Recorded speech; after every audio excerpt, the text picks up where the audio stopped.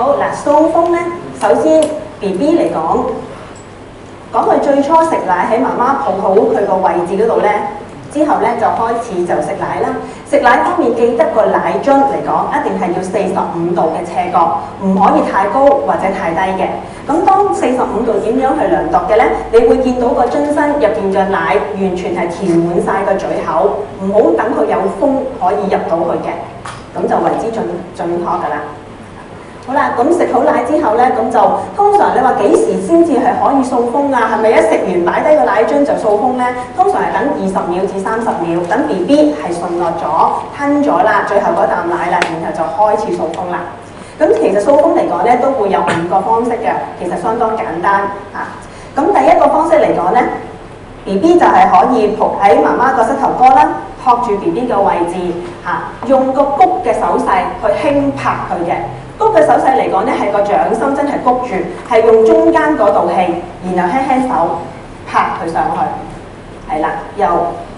下低向上，係啦，輕手拍佢上去，係啦。咁如果有陣時你話拍嘅手勢可能我攞得唔係咁好喎，或者係坐喺度 BB 都係未到喎，咁我哋另外有個其他嘅手勢嘅，咁就可以放喺個膊頭度。咁注意放喺膊頭度咧，記得攞翻個沙巾喺自己嗰度。將 BB 好舒服咁放喺你嘅膊頭嘅位置，咁注意喎 ，BB 個頭部盡量咧就係可以向翻你自己個面頭，向翻你自己嘅面頭，你會容易見到 BB 嘅表情同埋佢嘅樣貌，究竟有冇嘔奶啊，或者究竟係咪真係掃到風出嚟啊咁。然後第二個方法咧就係可以用翻谷嘅手勢，輕輕手喺 BB 度拍佢上去啦，拍到佢真係見到咗一聲之後咧就可以停啦。咁第三個手勢你話可能谷嘅手勢我真係始終個技巧攞唔到喎咁。第三個方法嚟講咧，亦都係可以放 BB 喺你個大腿度啦，可以用拍嘅，直情係輕輕手拍佢嘅，由下掃上拍佢嘅手勢3至4下，慢慢等 BB 舒服咗先，係啦。如果有陣時你話拍咗幾下佢都唔得喎，咁你可以俾 BB 唞一唞，回一回氣，然後先至再嚟拍嘅。除咗係喺膝頭哥之外，亦都係可以第二個方法咧，將 BB 放翻喺自己個膊頭度，輕輕手拍佢上去，個力度係要適中，當然亦都唔可以太過大力，輕輕手慢慢拍佢上去，咁就已經 OK 啦。係啦，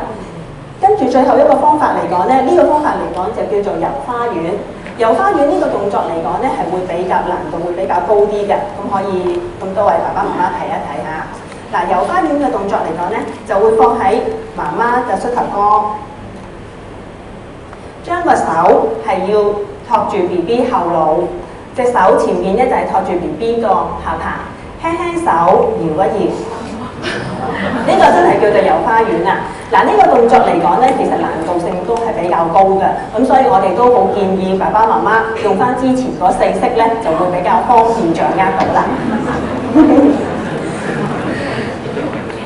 好啦，5個方式嚟講咧，已經係教晒爸爸媽媽咯喎。咁其實你話最主要個技巧係乜嘢咧？好多時你放喺 BB 放喺你個腳嗰度，